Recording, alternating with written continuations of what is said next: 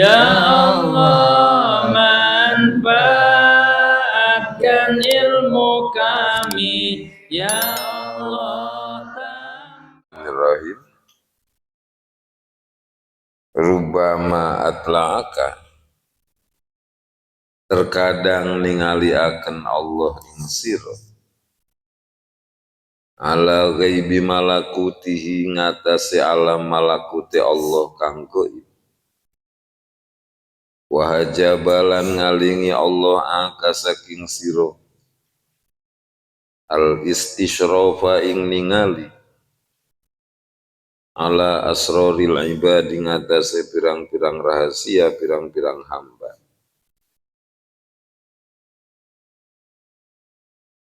Man ittola'a ala asroril ibad, utawi sapa wong iku ningali man ing atase pirang-pirang rahasia pirang-pirang hamba. Walam yatakhallaq, lan ora berakhlak ya man birrahmatil ilahiyah, kalawan sifat welas kang bangsa pangeran. Kana maka ana itla'uhu, apa ningali man fitnatan iku alaihi ngatasi man, wasababan lan iku dadi sabab lijaril wibal, kedue narik-narik bahaya ilahi maring man. Bismillahirrahmanirrahim. Rubbama atla'aka ala ghaibi malakutihi wa hajaba ankal istisyraf ala asraril ibad.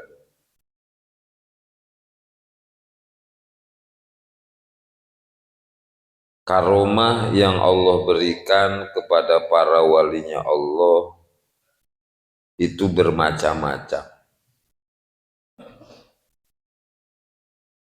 Sebagai kemuliaan dari Allah buat mereka para walinya Allah.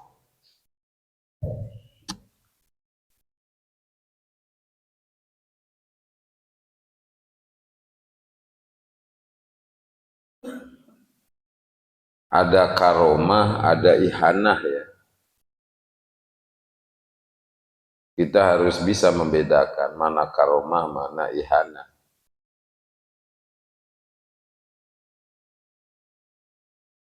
Kalau misalnya kita diberi harta kekayaan oleh Allah, lalu dengan harta kekayaan itu kita semakin jadi dekat dengan Allah, karena harta kekayaan itu kita jadikan kendaraan akhirat. Kita pakai ibadah, kita sodako, kita zakat, kita ngebangun masjid, ngebangun pesantren, berbagi kepada para duafa, nggak dijadikan alat untuk takabur harta kekayaan kita itu. Maka itu harta kekayaan yang Allah berikan kepada kita sebagai karomah dari Allah, kemuliaan dari Allah buat kita, sehingga dengan harta kekayaan itu kita jadi lebih dekat lagi dengan Allah. Tapi kalau kita diberi harta kekayaan oleh Allah, jadi jauh dari Allah, sebelum kaya kita mau ikut pengajian. Sebelum kaya kita masih suka ke masjid lah berjamaah. Barang udah kaya, terbuai kita dengan kekayaan, sibuk, nggak pernah lagi nongol pengajian, nggak pernah lagi berjamaah ke masjid dengan alasan sibuk. Bahkan ngeluarin zakat juga sayang, sodako apalagi, yang wajib aja sayang apalagi yang sunnah. Nah itu harta yang Allah berikan kepada kita itu ihanah dari Allah, penghinaan dari Allah, sehingga dengan diberi harta kita jadi jauh dari Allah. Jadi kita harus bisa ngukur sendiri. Kalau dengan diberi harta kita semakin dekat dengan Allah, itu karomah dari Allah buat kita. Kalau dengan diberi harta kita jadi jauh dari Allah, itu ihanah. Allah menghinakan kita, bukan memuliakan kita.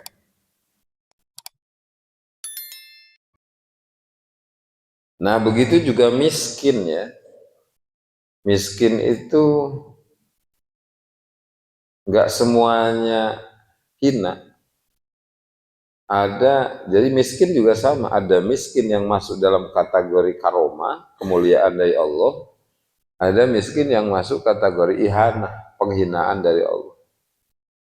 Ya, kalau kita dengan diberi miskin, rajin, ngajinya rajin, salat. Saya nggak punya kesibukan, ini udah ibadah aja mau. Jadi deket dengan Allah. Nah, itu kemuliaan dari Allah, kemiskinan yang Allah berikan kepada kita itu. Karena dengan diberi miskin, kita jadi lebih dekat dengan Allah.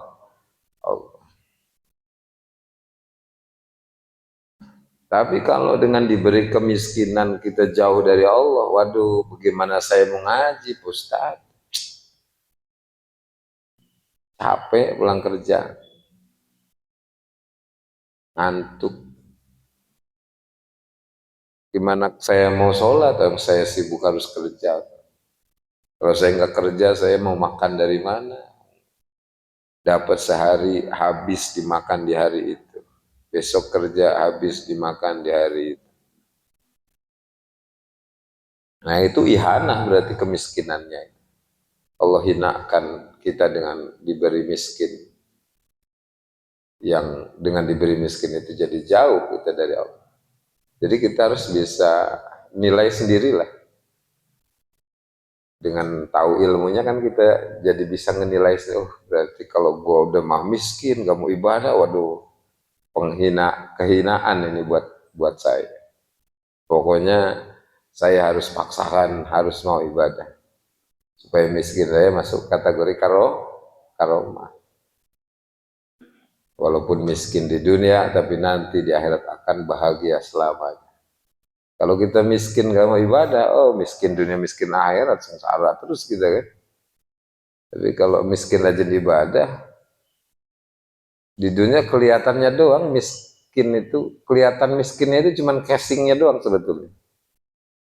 Nggak punya harta. Tapi kalau hatinya mau gembira yang tukang ibadah walaupun miskin. Insiroh hatinya, gembira walaupun miskin. Merasa nyaman hati itu dengan apa adanya itu, udah betah dengan apa adanya.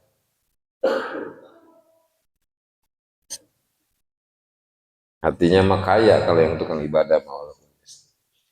Nah, itu karomah dengan ihanah ya. Nah, begitu juga kedikjayaan, ada karomah, ada ihanah. Kalau kedikjayaan yang atau kalau kharqul adat yang timbul dari para nabi, daripada kharqul adat, keistimewaan yang timbul dari orang-orang yang soleh lah, yang rajin ibadah, itu karomah. Seperti wali bisa jalan di atas air, itu karomah, keistimewaan dari Allah yang diberikan kepada mereka yang betul-betul ibadah kepada Allah. Terus setan juga bisa itu menempuh jarak jauh dalam waktu singkat, jalan di atas air, jalan di udara. Setan, iblis juga bisa, bukan wali aja yang bisa kayak gitu. Bahkan biksu-biksu juga nggak sedikit yang bisa. Tapi itu bukan karomah, tapi ihana. Ihana. Jadi kalau diberikannya kepada orang yang maksiat, jauh dari Allah, bahkan menyekutukan Allah, itu ihana. Kalau diberikannya kepada yang tukang ibadah, itu apa? Karomah. Nah, dari karomah itu macam-macam ya. Tadi sudah kita jelaskan sebagiannya. Di antaranya lagi, di antara karomah lagi, dibukakan hijab oleh Allah sehingga melihat alamul malakut yang ada di langit dan yang ada di bumi.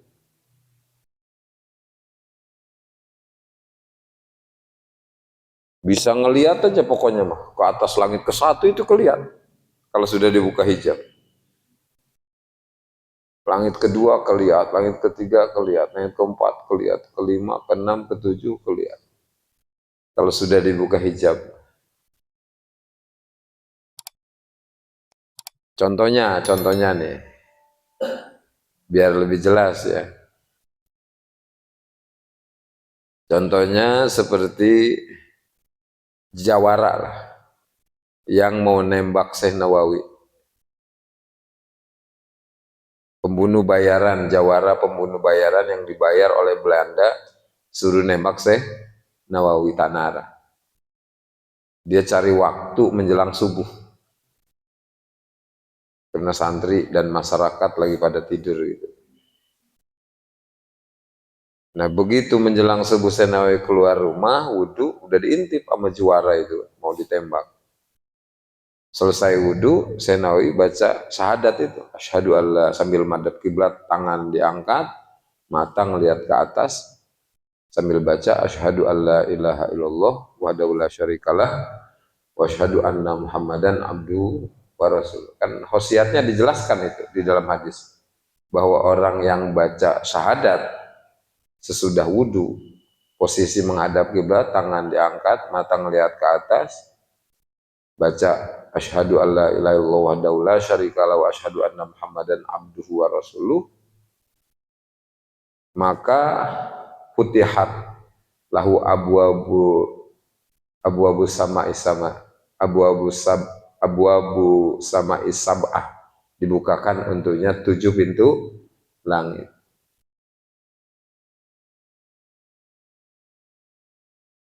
Nah itu kan yang dijelaskan di dalam hadis seperti itu.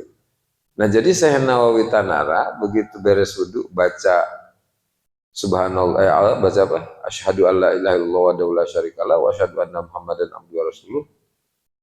Si Jawara yang tadinya mau nembak, dia dibuka hijab oleh Allah sehingga melihat cahaya yang keluar dari badan Syekh Nawawi naik ke atas langit ke-1. Terlihat oleh si Jawara itu keindahan langit ke-1. Naik cahaya Syekh Nawawi itu ke langit kedua, terlihat oleh si Jawara keindahan langit kedua. Naik cahaya Syekh Nawawi itu ke langit ketiga, terlihat keindahan ke langit ketiga oleh si Jawara. Terus ke langit keempat, kelima, keenam, ketujuh, terlihat oleh sejawara keindahan yang ke-1, ke-3, 4, 5, 6, 7. Masuk ke surga. Terlihat oleh sejawara itu keindahan surga. Akhirnya sadar sejawara itu. Nggak jadi mau nembaknya. Bahkan dia milih tobat. Besok paginya langsung datang kepada Senawi, minta maaf, minta maaf, terus pengen berguru kepada Syekh Nawawi. Akhirnya jadi wali juga tuh. Jawara itu. Nah itu karomah juga itu, kemuliaan dari Allah. Iya silakan.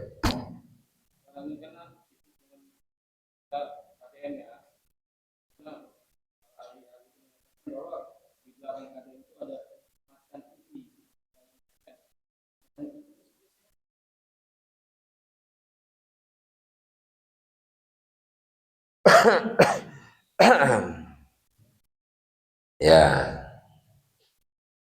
jadi ya bisa jadi itu hadam beliau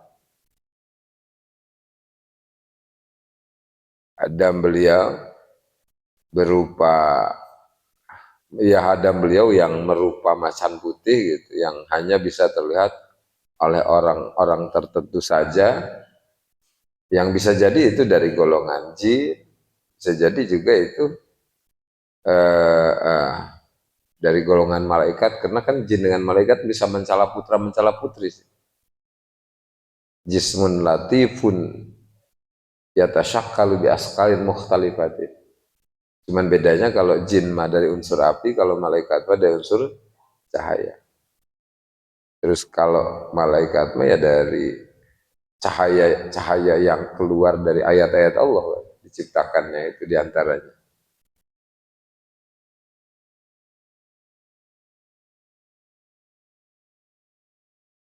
Nah seperti itu jawabannya, tapi wallahu alam ya, karena keterbatasan ilmu kita juga.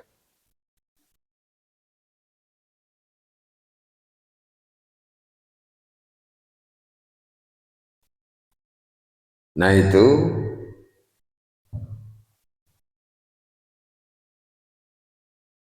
Nah, jadi itu karomah ya, kemuliaan dari Allah, sehingga Allah perlihatkan kepadanya alamul malakut yang ada di langit dan alamul malakut yang ada di bumi. Dibuka hijab mata bisa melihat ke atas.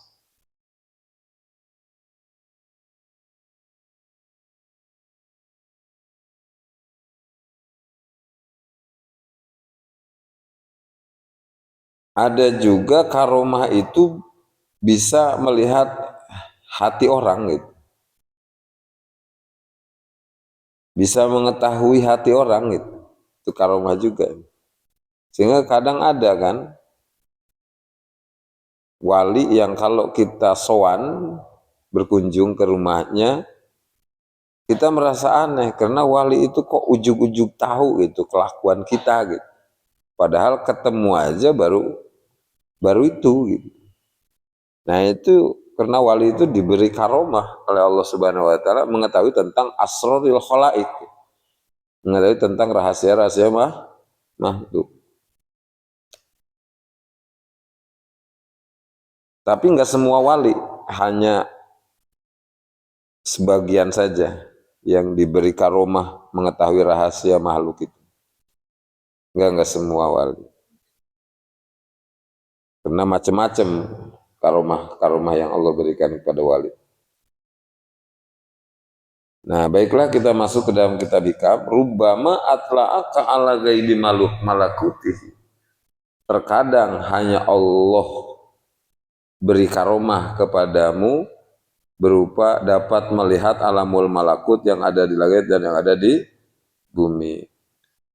Tapi tidak diberikan oleh Allah kepadamu karomah wahajaba angkal istisrob ala asrori ibad, tidak Allah berikan kepadamu karomah berupa mengetahui rahasia-rahasia makhluk.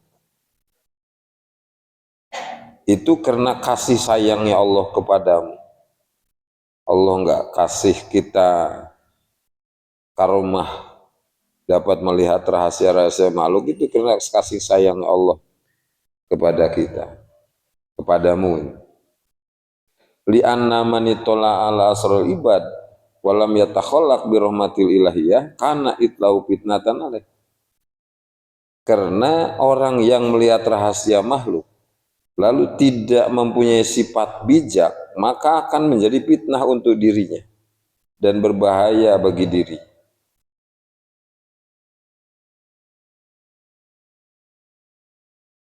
Contoh kisah Nabi Ibrahim nih. Setelah Nabi Ibrahim dibuka hijab oleh Allah, maka dapat melihat alamul malakut yang ada di langit dan yang ada di bumi. Lalu Nabi hijab dibuka hijab lagi. Lalu Nabi Ibrahim dibukakan hijab lagi. Dapat melihat rahasia-rahasia makhluk. Akhirnya Nabi Ibrahim ketika melihat yang maksiat,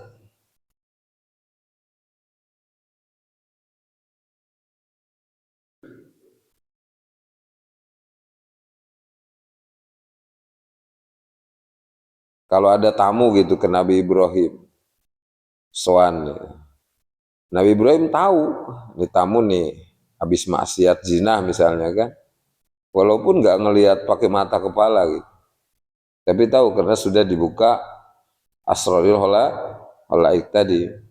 Maka Nabi Ibrahim ngedoain jelek. Nah, lu habis zina tadi malam ya, mampus lu sekarang, matilah orang itu. Besok lagi ada tamu lagi. Ah, lu kemarin habis zina juga loh, dianu. Waduh, kurang ngajar. Udah mendingan lu mati aja, mati lagi itu tamu. Akhirnya Nabi Ibrahim diberi wahyu oleh Allah. Kata Allah, wahai Ibrahim,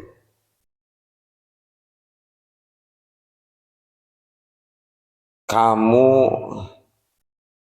doa kamu selalu diijabah oleh Allah. Ucapan kamu sekarang selalu akan menjadi kenyataan apa yang kamu katakan itu. Maka mulai sekarang kamu jangan berkata sembarangan jangan mendoakan jelek kepada hamba-hambaku. Sebab hamba-hambaku yang maksiat itu terbagi tiga. Pertama, ada yang bertobat kepadaku, maka aku terima tobatnya. Kedua, ada pula yang aku keluarkan darinya keturunan yang soleh yang mensucikanku. Ketiga, ada pula yang di hari kebangkitan aku maafkan atau aku siksa. Nah, setelah Nabi Ibrahim ditegur, akhirnya Nabi Ibrahim bijak gitu. Nah itu ya, jadi macam-macam karomah yang Allah berikan kepada wali. Wallahu a'lam bishawab.